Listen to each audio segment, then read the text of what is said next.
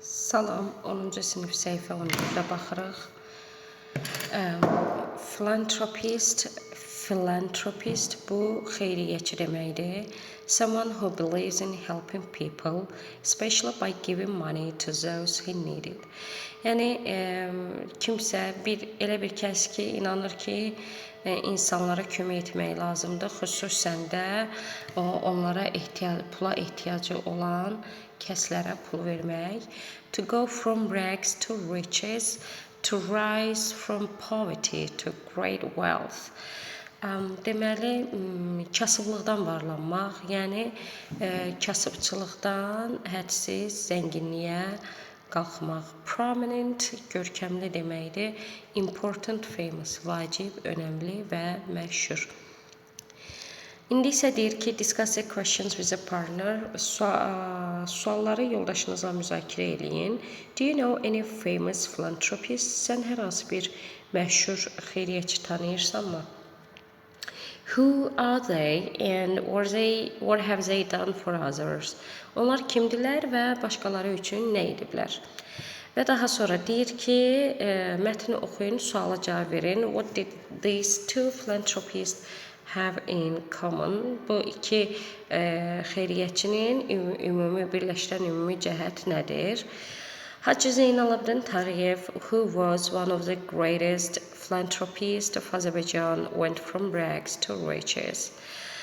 Azərbaycanın böyük xeyriyyəçilərindən olan Hacı Zeynalabdin Tağıyev kasıblıqdan varlanmışdı. His father was a shoemaker and could hardly make a living for his family. Onun atası ayaqqabı düzəldən idi.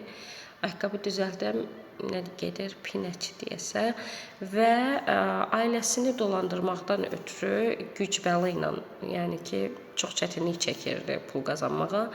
When Zeynalabdin was 10 years old, he decided to help his father and started to work as a bricklayer.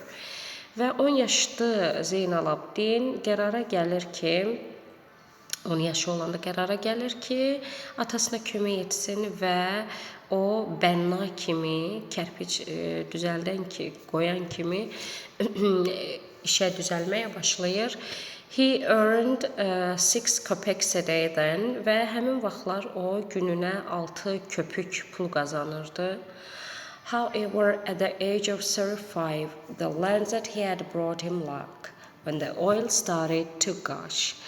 Və 35 yaşı olanda onun aldığı torpaq ona uğur gətirdi. Nə vaxt ki, oradan neft çıxmağa başladı. So Tağıyev became one of the wealthiest oil barons in Baku. Və beləliklə o Tağıyev Bakıdakı ən varlı neft deməli baronlarından birinə çevrildi. He was very rich. O çox varlı idi. But he did not forget the poor. Amma heç vaxt deyir kasıbları unutmadı. The orphan and the hungry. Yetimləri də və acıları da. He was a person who built the first secular school for women in the Muslim East. Və o müsəlman şərqində qadınlar üçün ilk elmi məktəbi tikən dünyəvi məktəbi tikən insan şəxs oldu. The school building, which was completed in April 1901, became one of the best sites in Baku. Və tikintisi 1901-ci ilin aprelində tamamlanan məktəb binası Bakının ən görkəmli yerlərindən birinə çevrildi. Ən gözəl, görməli yerlərindən biri çevrildi. 58 girls who were aged from 7 to 11 started school. 35 of whom were from poor families and studied there for free. Və 7 yaşından 11 yaşına kimi olan qızlar, 58 qız orada məktəbə başladı. Onlardan 35-i isə kasıb ailələrdən idi və orada pulsuz oxuyurdular. Tağıyev was a true lover of his people. Tağıyev öz əhalisini sevən, həqiqi sevən biri idi.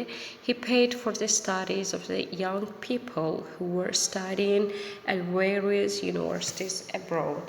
Və o da dünyanın xaricdə müxtəlif universitetlərdə təhsil alan gənclərin təhsil pullarını ödəyirdi. Some of the students later became prominent politicians and scientists. Və bu tələbələrdən bəziləri daha sonra görkəmli siyasətçi və alim oldular. Tağıyev also participated in fundraising for the construction of a mosque in St. Petersburg, which was the largest in Europe. Tağıyev həmçinin Sankt Peterburqdakı məscidin inşası üçün pul toplanmasında da iştirak elədi və daha sonra bu məscid Avropanın ən böyük bir məscidi oldu. Andrew Carnegie, who was one of the world's richest men, made a fortune in the oil industry. Andrew Carnegie dünyanın ən varlı insanlarından biri, neft sənayesində zənginlik yarada bildi. Andrew Carnegie, whose formal education ended when he left Scotland, found a job in a cotton factory in Pittsburgh at the age of 40. Deməli, Andrew Carnegie kimin ki rəsmi təhsili, formal təhsili o Şotlandiyanı tərk eləyəndə artıq tam bitdi, yəni sona yetdi, yarımçıq yəqin ki kəsilib. 14 yaşında olarkən Pittsburgh'dakı pambıq fabrikində iş tapdı. He earned $1.20 a week. O həftəlik $1.20 pul qazanırdı. However, hard work showed its result and Carnegie soon became rich. Buna baxmayaraq, deməli, çox çalışmaq özünün nəticəsini verdi və Carnegie tezliklə zəngin birinə çevrildi. Some memories from his childhood were so strong that he couldn't forget those days. Onun uşaqlığından olan bəzi xatirələr elə güclü idi ki, o həmin günləri sonra da unuda bilmirdi. For example, he often remembered the day when he was not allowed to enter the library because it was for members only. Məsələn, deyir, o tez-tez xatırlayırdı o günü ki, onu kitabxanaya daxil olmağa icazə verməmişdilər. Çünki o yalnız üzvlər üçün idi, kitabxana üzvləri üçün idi. His biggest dream was to build free public libraries and give everyone the opportunity to use them. Onun ən böyük arzusu yəni havayı pulsuz ictimai kitabxanaları açmaq idi və hər kəsə imkan yaratmaq idi ki, onlardan istifadə etsin. So, Carnegie started to build free libraries və beləliklə Carnegie pulsuz kitabxanalar açmağa başladı. Before he died, there were more than 2,500 public libraries which were located in the English-speaking world. Və onun ölümündən əvvəl İngiliscə danışan dünyada yerləşən 2500-dən çox ictimai kitabxana açılmışdı. So, if you go to the answer to the question, biz suala cavab verəsi olsaq, bu iki xeyriyyəçini birləşdirən ümumi cəhətlər nə idi? Both of them were philanthropists, first of all. Onların hər ikisi xeyriyyəçi idi, ən birinci başda olaraq. So, both of them went from rags to riches. Hər ikisi kasıbçılıqdan varlanmışdı. Both of them started to work when they were just kids. İkisi də uşaq olarkən işləməyə başlayıblar.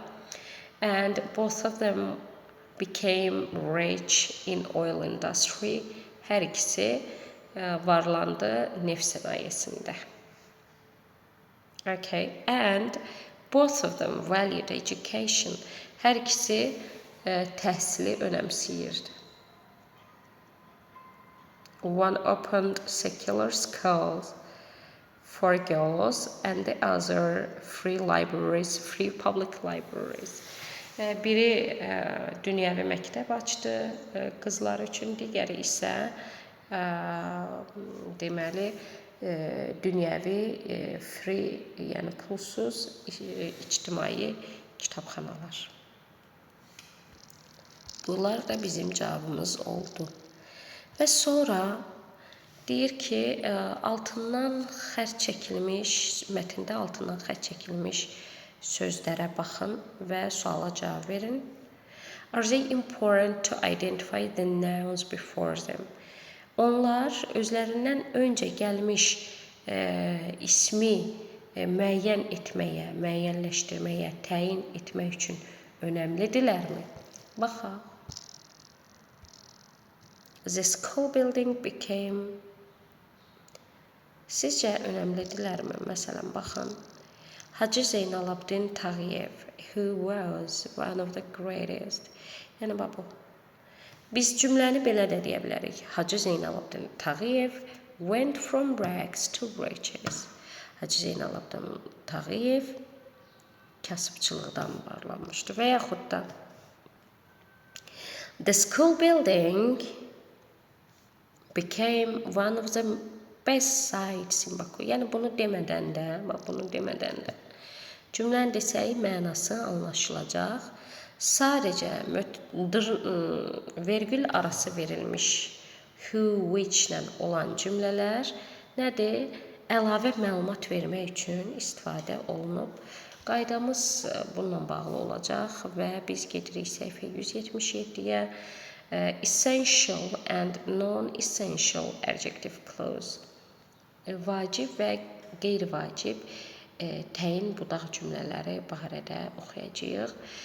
Və deyir ki, qaydaları oxuyun və sonra bu çalışmaları eləyin. Gəlin gedək bir yerdə eləyək.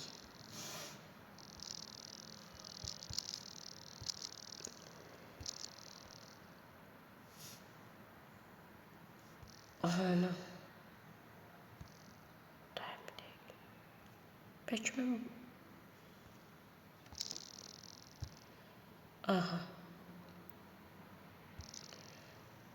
Gəlin ilk öncə izahı eləyək. Explanation. Some adjective clauses are not essential to the meaning of the sentence. Deyir, bəzi təyin budaq cümlələri cümlənin mənası üçün önəmli deyil, əhəmiyyətli deyil. A non-essential adjective clause adds extra information. Və vacib olmayan təyin budaq cümləsi əlavə məlumat verir. Non-essential adjective clause is separated by commas from the main part of the sentence. Və bu cür budaq cümlələri cümlənin əsas hissəsindən vergüllərlə ayrılır. Gördüyünüz kimi bu hissə hər iki tərəfində vergül var, non-essentialdır. A non-essential adjective clause begins with who, whom, which, where, when or whose. Və deyir ki, qeyri-önəmli, vacib olmayan təyin budaq cümləsi nə ilə başlayır? Bunlarla başlayır. Yəni, nisbi əvəzli, relative pronouns, nisbi əvəzliklərlə başlayır.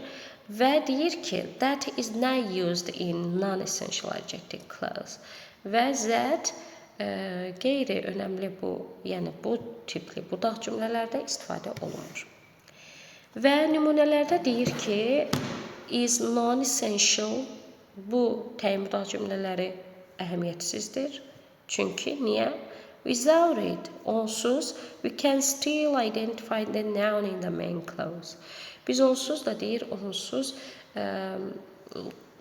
cümlənin, bu əsas baş cümlənin ismini təyin eləyə bilirik. Try reading the sentences without the adjective clause. The sentence are complete.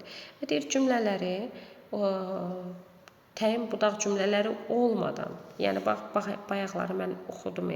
Yəni bularsız deyir, oxuyun və nə görəcəyik? Görəcəyik ki, cümlələr tamamdır. Yəni Andrew Carnegie, bu hissəni oxumuram. Found a job in a cotton factory. Andrew Carnegie pambıq fabrikində iş tapdı. Yəni cümlələr tamamlanıb, sadəcə bu hissələr əlavə məlumat vermək üçündür ki, kimin ki formal təhsili o Şotlandiyanı tərk edəndə tamamlanmışdı. Və indi essential-a baxırıq. Essential-da nədir məsələ? Birinci cümlədə baxırıq ki, vergül yoxdur. Vergül yoxdursa, deməli nədir bu? Essential-dır, bir. İkincisi də sanki mənada nəsə çatmır. Baxın, gəlin baxaq. He paid for the studies of the young people. O gənc insanların, gənclərin təhsillərinə pul ödəyirdi. Hansı gənclərin? Bəyəm Hacı Zeynalabdin hamının təhsilini ödəyə bilərdi, qarşılaya bilərdi. Biraz absurd çıxır, düzdür? Biz onu konkretləşdirməliyik. Hansı gənclərin? Hansılar ki, dünyanın müxtəlif ölkələrində, universitetlərdə təhsil alırdılar. Və yaxud da he always remembered the day. Bunu demirik, tutaq ki də, bu yoxdur. Hardan biləcək bu essentialdır? O həmişə o günü xatırlayırdı. Mənada çatmır elə bil nəsə, düzdür, elə bil nəsə yoxdur. Hansı günü? Mən izahat verməliyəm ki, budur. Yəni, sanki nəsə çatmır, bunda biləcəksiniz ki, bu essentialdır. Və deyir ki, in this sentences, the adjective clause is essential because without it we can't identify them. Bu cümlələrdə təyin budaq cümləsi önəmlidir. Çünki onsuz biz ismi təyin edə bilmirik. If we take the adjective clause out, the noun isn't properly identified and the idea isn't complete. Əgər deyir, biz budaq cümləni götürsək, necə ki biz indi elədik, onda deyir, isim belə yetəri qədər müəyyən olunmur, təyin olunmur, ifadə olunmur və fikir sanki tamamlanmayıb. Sanki yox, doğrudan da tamamlanmayıb. İndi isə qayıdırıq biz səhifəmizə.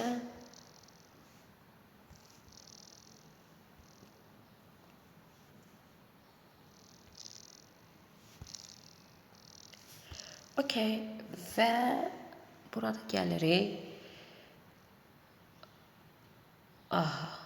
Deyir ki, uşaqlar bilirsiniz nə deyir?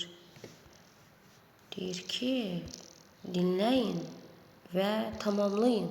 Dinləyək.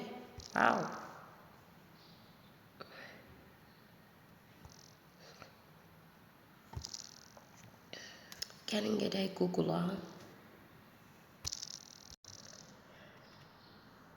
Okay, dinləyək.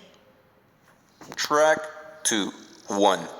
Taghiyev rented a piece of land in Bibiheybad, which is one of the first places where oil was discovered in Baku. 2. Nə deyir? Where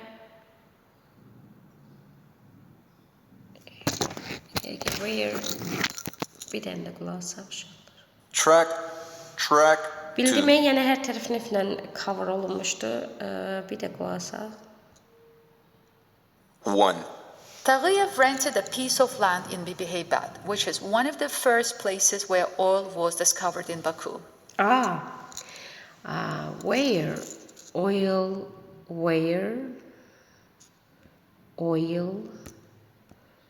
was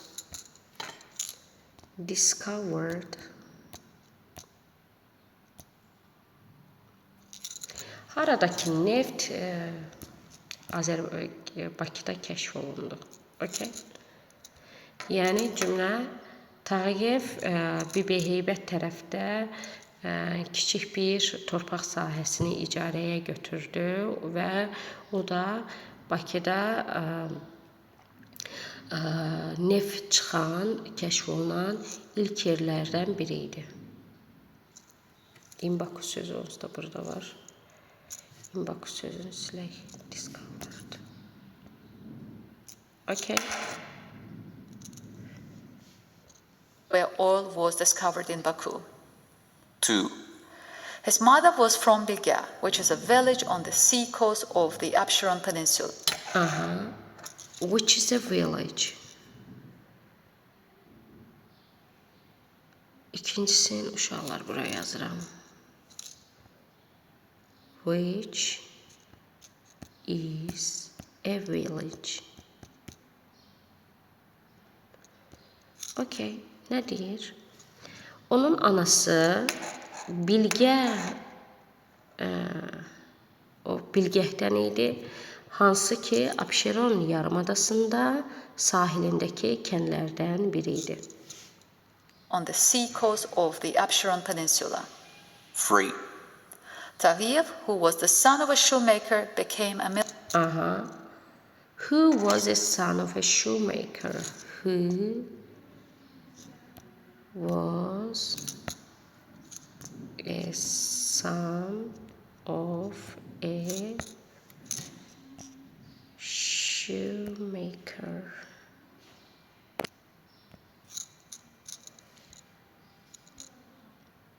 Became a millionaire. Deyir ki, Tağıyev ayaqqabı düzəldənin oğlu olan Tağıyev milyonerə çevrildi. The son of a shoemaker became a millionaire. 4. One of the girls' schools was in Balakhana, which was a district for oil workers. 5. Which was a district for oil workers, which was a district. Deməli, nə deyir? Balaxanadakı qız məktəblərindən biri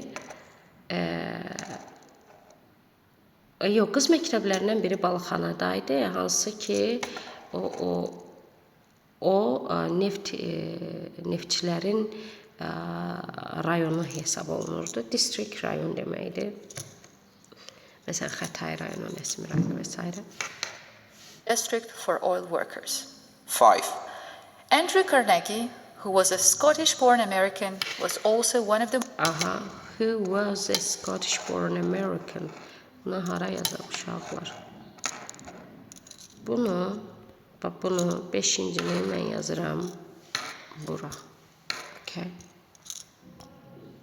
5. He was a Scottish-born American. Scottish-born American. Okay. Was also one of the most important philanthropists of his era. Andrew Carnegie, çünki Şotlandiyada anadan olmuş Amerikalı idi. Öz erasının, öz dövrünün ən vacib xeyriyyətçilərindən biri idi. British-born American was also one of the most important philanthropists of his era. 6. Carnegie's family decided to settle in Allegheny, which is a suburb of Pittsburgh. Which is a suburb, which is a suburb.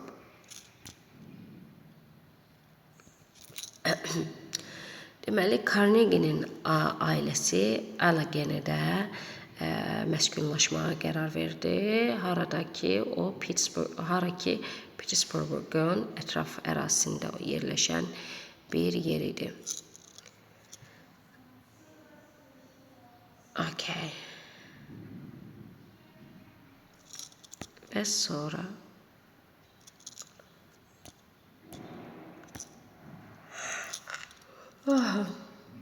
bunu çıxaq.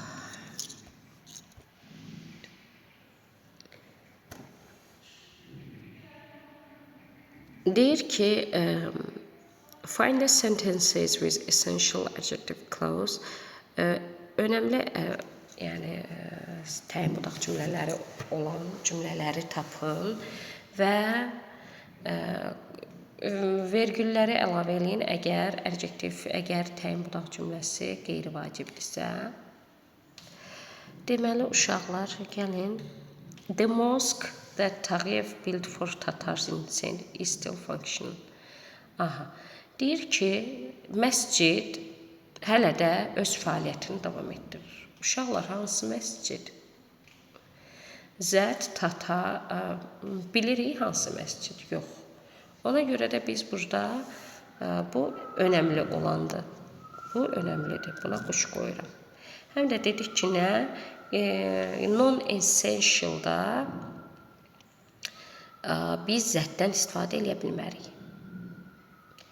Bill Gates and Warren Buffett, who are the two richest people in the world, know how to make money.